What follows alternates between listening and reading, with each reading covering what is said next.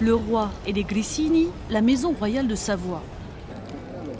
Les grissini sont réalisés avec les meilleures farines et sont d'une couleur brun doré.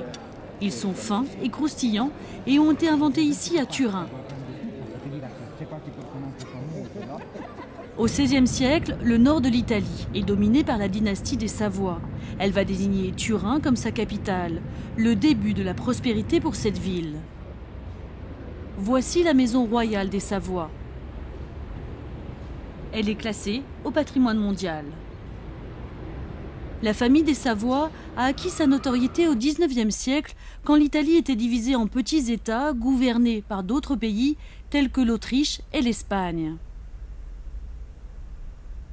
La famille royale a amené ces petites entités à devenir une seule nation et a pris les rênes de la lutte pour l'indépendance. En 1861, l'Italie acquiert justement son autonomie.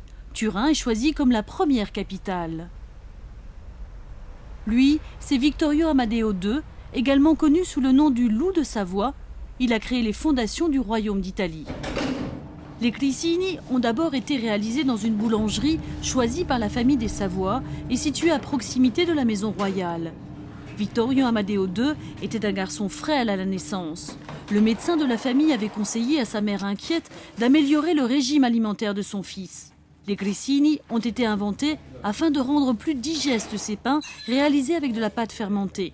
Très vite, ils vont devenir de plus en plus populaires parmi les aristocrates. Quand Amadeo II est devenu roi, il a participé activement à la planification et à la construction de la ville au XVIIIe siècle.